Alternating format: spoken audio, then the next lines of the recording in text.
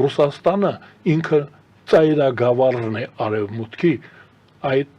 այս բանակցությունները Ուկրաինայի շուրջը, ուկրաինական պատերազմի, ագրեսիվ պատերազմի հետևանքները լինելու են աղետալի։ Ռուսաստանը դաշնակիցներ է փնտրում։ Ես ասեմ, որ մի ռուս հայտնի գործարար եւ պետական գործիչ կա Չուբայս Անատոլի։ Նա արդեն Ռուսաստանը կազմաքանդելու ծրագիր է մշակում։ Դրա համար մի քանի օր առաջ ունեցվածքը կալանքի վերցրեցին, սկսեցին, արդեն պատժում են, որովհետև դա լուրջ է, երբ որ Չուբայսը 1994 թվականին Պետերբուրգում, նրանք բոլորը այդ Պետերբուրգից են, հայտարարեց, որ Ռուսաստանը կարող է լինել էներգետիկ իմպերիա։ Այդ ծրագիրը Գազպրոմ, ընդհանուր պուտինիզմի իմպերիական ծրագիրը դա Չուբայսն է նկարել։ Չուբայսի ծրագիրն էր եւ ինքը ազդեցիկ էր։ Այդ աչ կողքում միշտ կանգնած էր Չուբայսը։ Հիմա եթե Չուբայսը որոշել է, որ Ռուսաստանը պետք է դառնա համադաշնություն,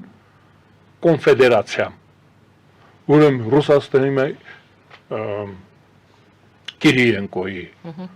հոգսը Հայաստանի սիրաշահելն է։ Ես այդպես եմ կարծում, որտեղ եթե որոշվել է, եթե Ռեյգանի եւ Վուդրո Վիլսոնի իրավահաջորդը Տրամպը մի քանի օր սանկցիաներ կիրառեցին նորից, մի կողմից դա բիզնեսի ծրագիրն ասում է, ես հավանում եմ Պուտինին, փափուկ բարձրացնում Պուտինի գլխի տակ, ասում լավն է, դրա հետ հարկավոր է բանակցել, միներալները կտանենք, այս կտանենք, խոսենք պատերազմը դադարեցնենք, ոնց դադարեցնենք պատերազմը, բա պատերազմի նպատակը որն էր, ավերել ռուսախոս Ուկրաինան ավերելը, տնավեր դարձնելը, գաղթական դարձնելը, ռուսախոս Ուկրաինայի, Դոնեցկի, Դոնբասի ուկրաինացիներին ռուսախոս, ռուսասեր, դա էր նպատակը պատերազմի նպատակը դենացիֆիկացիան է, ապազգայնացումն է Ուկրաինայի, նատոյին վռնդելն է այդ տարածքից, սահմանները անվտանգության գոտին մեծացնելն էր պատերազմի, հիմա զուգահեռն եմ տանում, հիմա անվտանգության գոտին Ռուսաստանի, իդեմս ադրբեջանական բանակի, որ շքերթ է անում Մոսկվայում, Ռուսաստանի դարավոր դաշնակցին, եղբայրին, օրհնված Սահաթին հաղթող բանակը Մոսկվայում շքերթի է ռազմական մասնակցում։ Դուք պատկերացնում եք ինչ է, շուռ տանք Ռուսաստանի դարավոր, որ երդվում են իրար անունով, Մարգարիտա Սիմոնյանին, Անդրանիկ Միհրանյանին, Միկոյանին, Միասնիկյանին, դրանք արդեն շուռ-մուռ են գալի իրանց գյոռում։ Դրանք ինչ վիճակում են հիմա։ Հայաստանին հաղթող բանակը Կրեմլի պատերի տակ շքերթ է անում եւ Նիկոլ Փաշինյանը վազելու է կարգի հետևից։ Ինչով են գնալու, ոտքով են գնալու, ուրեմն ոտքով։ Դա Կիրիենկոն ոնց է մեզ բացատրելու դա։ Ես կարծում եմ, որ մեր կարգավիճակը բարդացել եւ բարձրացել է։ Դրանից առաջ շատ Վայնոն է, այդ բանի ղեկավարը, աշխատակազմի ղեկավարը, այսինքն նախագահական կառավար, եթե զուգահեռ կառավարություններ կան։ Որովհետեւ կառավարությունը եւ աշխատակազմը նախագահի նույն գործն են անում։ Վայնոն հիմա էլ Կիրիենկոնը նրա տեղական։ Ես կարծում եմ բարդացել եւ դրա համար են տեղափոխել Կիրիենկոյը, որովհետեւ նա կոմբինատոր է, վարչապետն է եղել Ռուսաստանի։ Մեր համար միջնորդ կա, մենք լքված չենք, այսօրվա տոնի կապակցությամբ, 80-ամյակի կապակցությամբ, աշխարհը գիտի, որ հայերը կռվել գիտեն, դա հենց այնպես չէր, որ ազգային դիվիզիան մտավ շովինիզմի, մեզ չսիրողներ շատ կային, չուզողներ ասեմ, չգիտեմ ոնց ասեմ,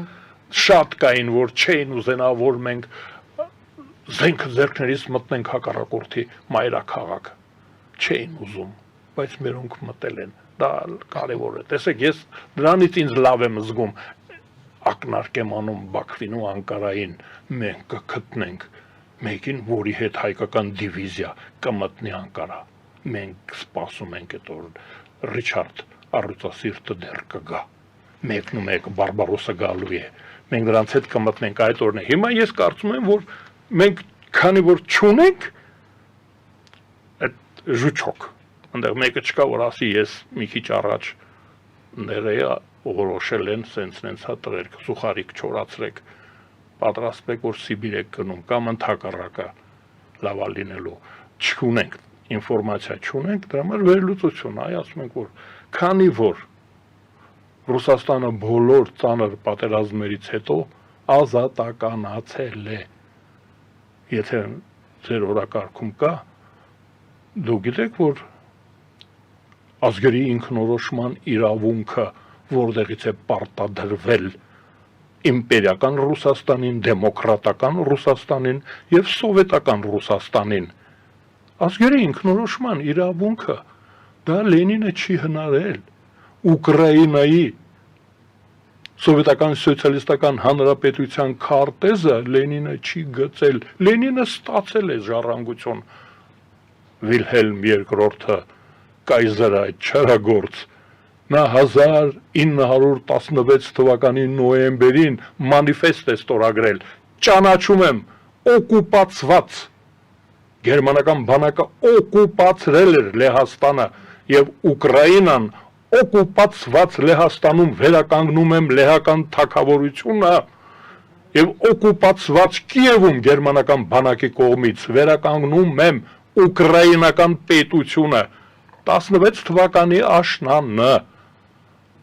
ուկրաինական պետությունը Կերենսկին ժամանակավոր դեմոկրատական կառավարությունը ժառանգություն ստացավ արդեն ուկրաինական պետություն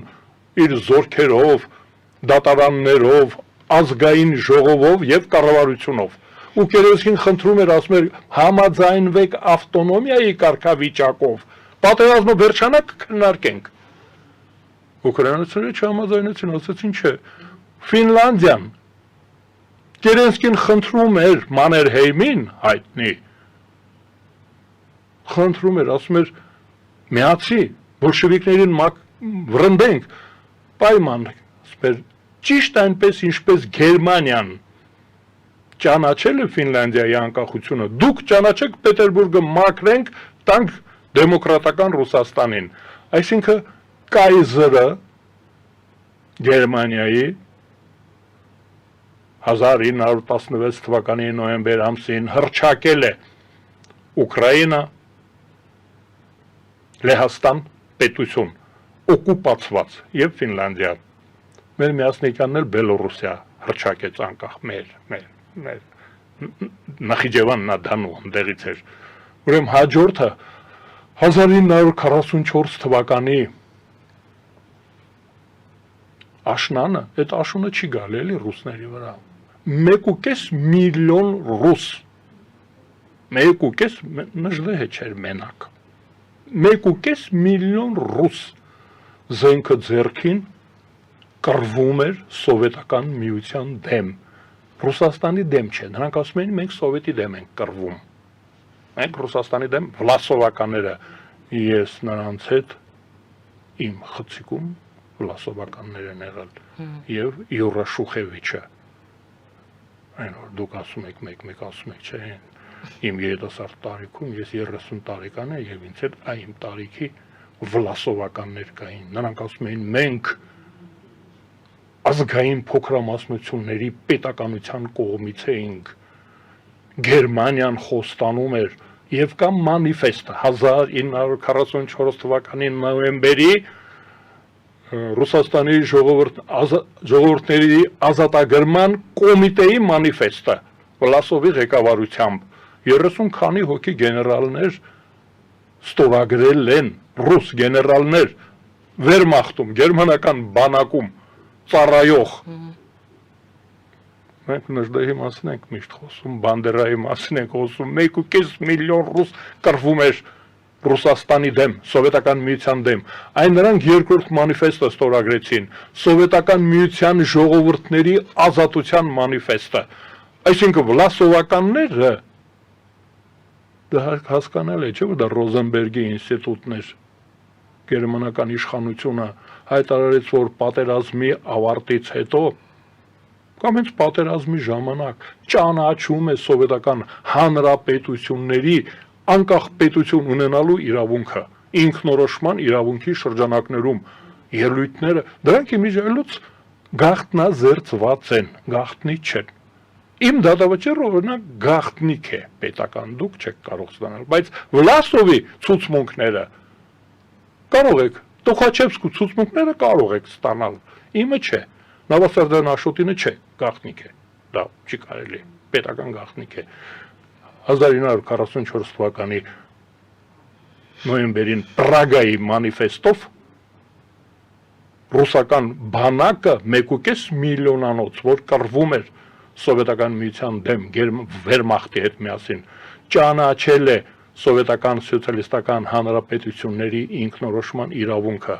ու հետո Ստալինը դրանից հետո չէր կարող լիկվիդացնել Հայաստանի սովետական սոցիալիստական հանրապետությունը, Կիրիենկոն այսօր չի կարող լիկվիդացնել հայկական պետությունը,